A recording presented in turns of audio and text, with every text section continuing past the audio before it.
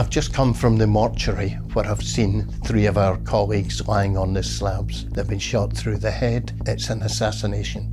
On the 12th of August 1966, 3 Metropolitan Police officers were patrolling the Shepherd's Bush area of London in an unmarked police vehicle called a Q car. Known as Foxtrot 11, the unit were made up of Detective Sergeant Christopher Head, Temporary Detective Constable David Wombwell, and Class 1 Advanced Driver, Police Constable Geoffrey Fox. What ensued was a bloodbath that shook the force to its core. It was the biggest outrage that had occurred since before the war. 3 unarmed police officers being shot dead in London. Having stopped to question 3 men in a car, the unarmed officers were shot dead by 2 of the men inside, later identified as Harry Roberts and John Duddy. This is Matt from Underworld Uncut, and this week we're with former Detective Constable Jim Smith and retired Chief Superintendent Jean Cooper to discuss the intricacies of the infamous Shepherd's Bush murders. I knew Jeff very well, Jeff Fox. He was an experienced police constable. He was a very smart individual, and people would want him to be the driver of the Q car or the area car because he was so good. The Q car, bearing in mind they were all in civvies, meant that his knowledge of the local villains was very helpful for the crew. The rest of the crew, David Wombwell was a detective constable, but he was a temporary detective constable. He was working towards being a detective. He was a mild-mannered, lickety-spit, really smart young man, and very ambitious to succeed in his career. And then the third member of the crew was Chris Head, who was a detective sergeant. I didn't know Chris as much because he spent quite a bit of his time at Hammersmith, and I think he had moved on to F Division fairly recently. What happened once the news of the shooting broke? The first thing knew about it was there was a corridor linked the section house to Limehouse Police Station, and we were all young then, a cop came running up from the corridor from the police station into the section house canteen. I can remember him shouting, "They're all dead." Everybody was just stopping me. What, you know, it was unheard of. What, you know. And he said, Foxtrot 11, they've all been shot dead. I said, what? You know, nobody could believe what he was saying. And then he turned and went back down the corridor. I remember he had his cap in his hand and he was hitting his leg and he was shouting, "They're all effing dead, they're all effing dead." And we all got up and went down the corridor into the station yard, and the area car was sitting and all the doors were open. There was a superintendent, everybody was round the car listening to the broadcast coming from F Division. And somebody, I think it was information room up at the yard, came up and said, "Do you require an ambulance?" And somebody came back and said, "Ambulance? They're all effing dead, you understand, they're dead." Everybody was talking amongst themselves, and then the commander, he came in, David Powis, and he stood up and said, "I've just come from the mortuary where I've seen 3 of our colleagues lying on the slabs. They've been shot through the head. It's an assassination. Now, you've got to go out, no messing around, and we're going to do what we call a beat sweep." They knew there was a standard Vanguard car had been involved. A security chap off duty had seen it happen, and he had got part registration but knew what the car was, and that's what we were looking for. On the day that it happened, I'd just gone on into duty and I had loads of inquiries to do, but I was called to the front desk because a young woman had lost her children, 2 small kiddies, twins I think they were. She'd lost them in Shepherd's Bush Market and she was distraught, so I went straight into uniform and down to deal with that. And it was whilst I was there that I was told, "Leave that, Hammersmith will deal with the lady. Our Q car crew have been shot and the chief inspector needs you to go with him in civvies to tell the relatives." Jeff Fox, he was a mentor to many of the police drivers. He was a man that had lived in Shepherd's Bush and he knew lots and lots of the villains. So we went to see his wife, and she had 3 children, I think, at that time.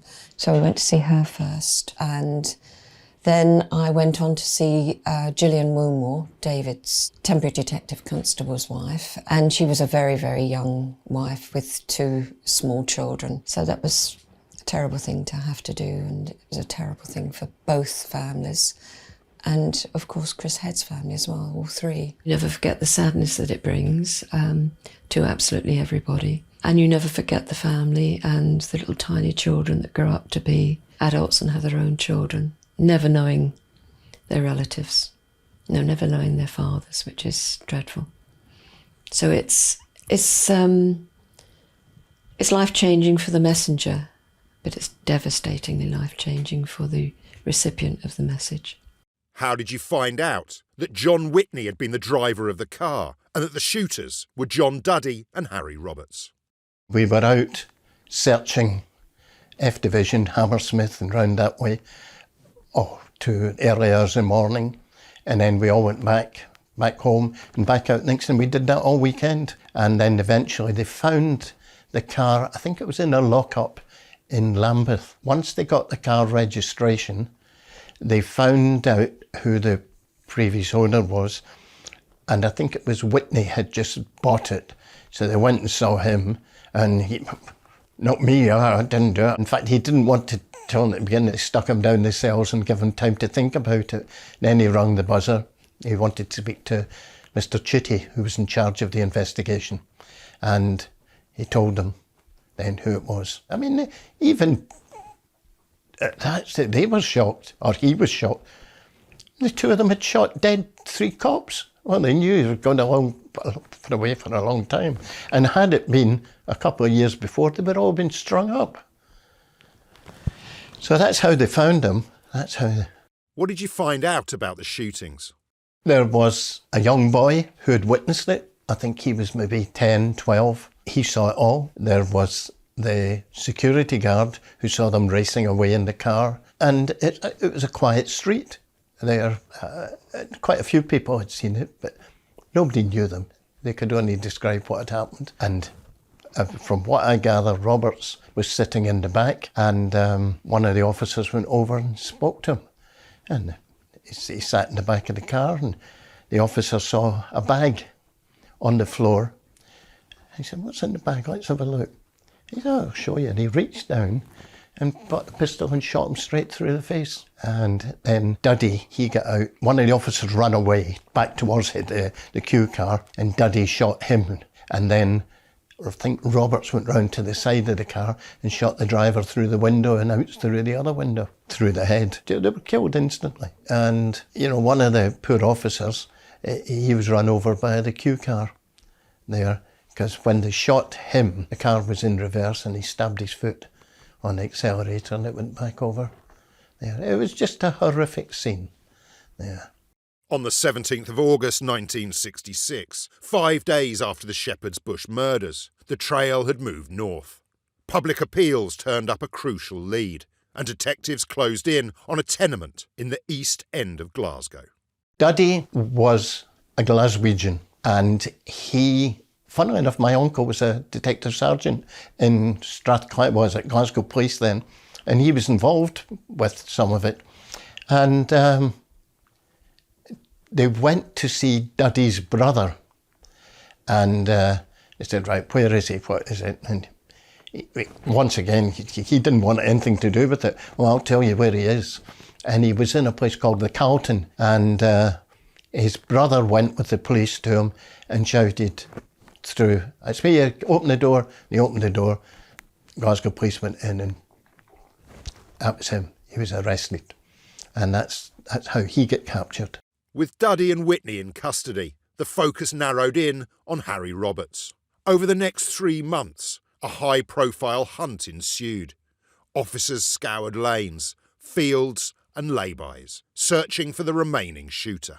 Roberts had disappeared, and it was thought that because of his army expertise, he'd been in Malaya, he was self-sufficient as a soldier, that he possibly would have gone somewhere to kind of lay up until things cooled down. They put a reward out for any information about him and posted his picture some days after the event. I mean, it's hard to believe we still went searching for this man unarmed. You know, it's just beyond belief. See, Roberts is a bad man. Don't let anybody tell you. At the age of 21, he went into prison for 7 years for trying to, he cut the finger off a man to take the ring from him whilst he was doing a robbery. And the judge, when he sentenced him, said, "You are so lucky we got rid of hanging a year ago, because the rope would have been waiting for you. You're a brutal man." The public took up the gauntlet and there were thousands of sightings. Loads in Bristol for a start. There were loads and loads of leads. Everybody was looking for him. You know, the fact that he'd gone to ground was the reason he didn't get caught, because people that even vaguely looked like him or even didn't look like him were being fingered as being Roberts. So they really pulled together with the police. They wanted to find him too. And then we were getting information coming in about Roberts, and for must have been 2 months now, we searched every place under the sun. He had, when he was making his escape, he had got his mother to help him, and I believe they stayed in the Russell Hotel in Russell Square. And then they went to King's Cross area and bought camping gear and got on a Green Line bus and went to Epping Forest. And that's where we went searching for months, all the time, looking for him all over there. And then, obviously there was nothing there, it was found.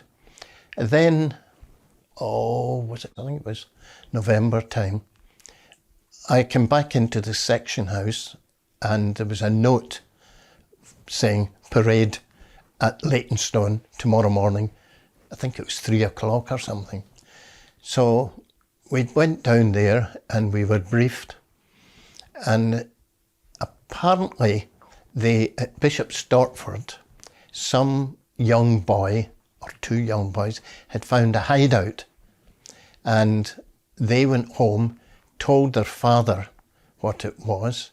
The father went and got a police officer. Bearing in mind, Harry Roberts was the most wanted man in Britain. This police officer went into the hide and found all the stuff. And it was built, he had ribbon and tapes and string put round to tin cans, and everybody came near it rattled. Classic training for soldiers. And the policeman took a bottle of whiskey from the place. It was then sent up to the yard for fingerprints. And once again, we're turning the clock back to dinosaur times, really. And used to sit and they would get the fingerprints and you'd see old pictures of the man looking through the little magnifying glass. And of course, it's come up, it's Harry Roberts. What happened when you found Roberts? There was us, there was some flying squad, and there was fellas from Hertfordshire Police carrying 303 rifles that had been used in the First and Second World Wars. And a few of our guys, they had pistols, revolvers. I had nothing at all other than a whistle, which I could blow. And the instructions were that you blew it 3 times in the direction that you thought a police officer was. So, so we were much more on our own. No radios, no guns, truncheon, and no handcuffs. It was, I hate to say it was a little bit Dad's Army type thing. We just didn't have the equipment to do it. The search of the area, the maps would have to be meticulously recorded so that we knew where we had searched, so that we didn't redo the same area, because, you know, it looks very, very similar in the forest. And everything was on paper. So it was long, arduous and very slow. And then we all hid behind a dry stone wall, and on some given signal, we all stood up, climbed over the wall and formed a line across to look for this copse and search through. And that was it. And it's got up there, and there was a slight hill, and there was a big metal grill on the top, and I got up there with them. There's other ones, we're all mates together, lifted it up, and we had big, what we called seeking searchlights, and put them in, we shined them, and then I jumped into it. It was 4 or 5 feet there, a bit filthy inside. Nobody in there, came back up, and I'm sitting, scraping the mud and stuff off my shoes. All the other guys had moved on, and with that, a man, a farmer, came from the other side of a dry stone dyke, called me, and I went over, and he said, when you were doing that, he said, there was a guy hiding here, and he's got a big beard and a big white, like a fisherman's sweater.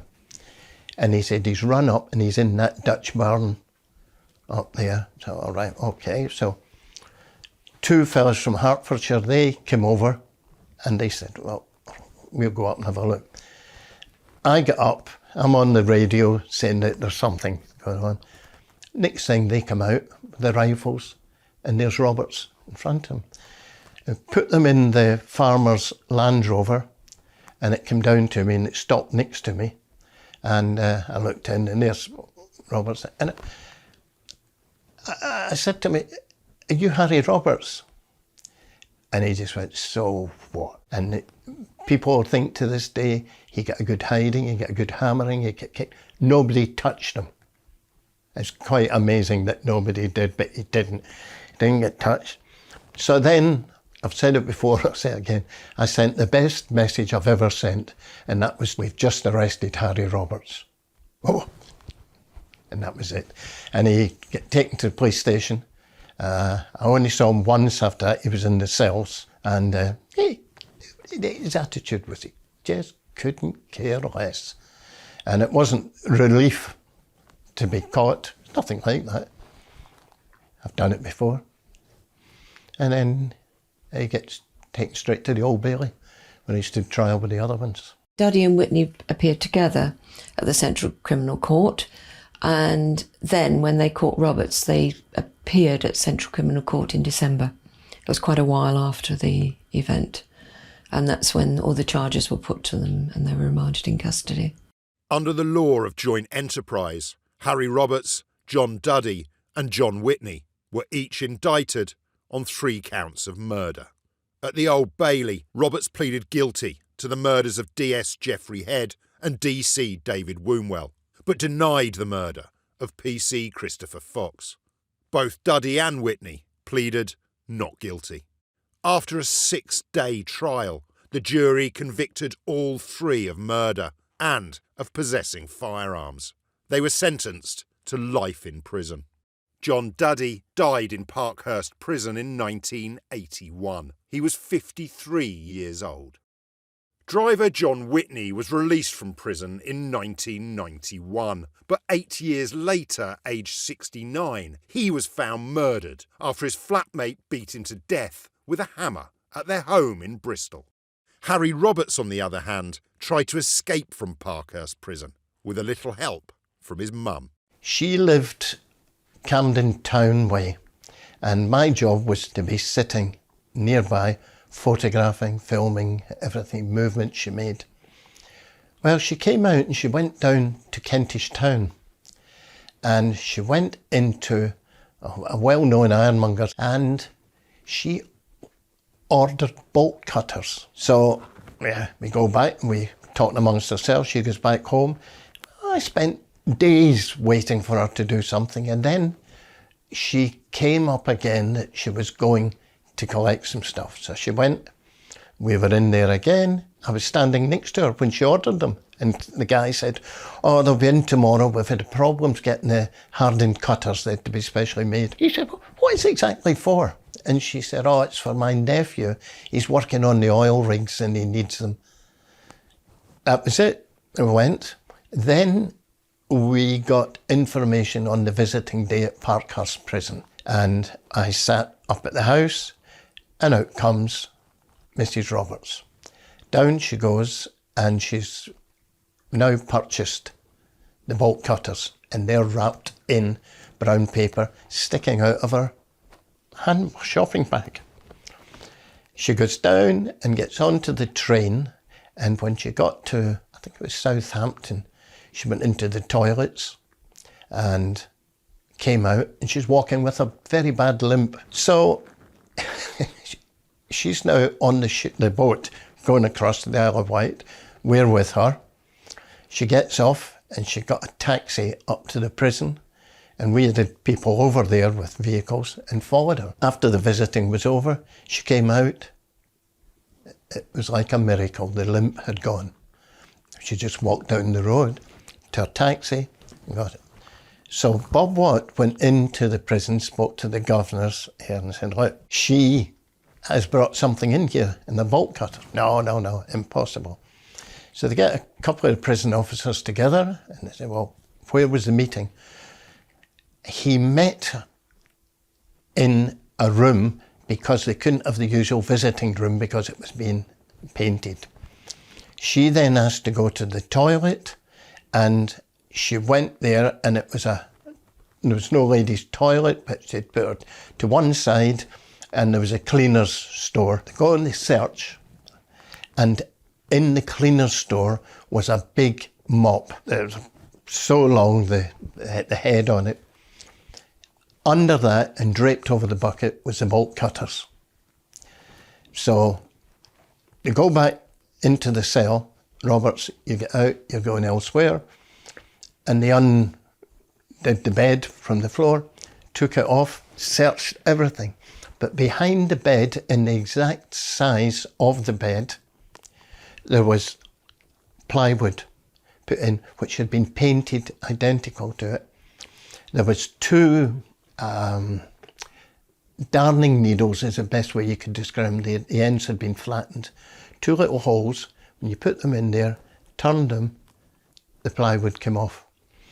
Inside there, he had cut through, I think it was 13 courses of brick and got rid of them. Between so many of the courses was the reinforced rods, which he wanted to cut.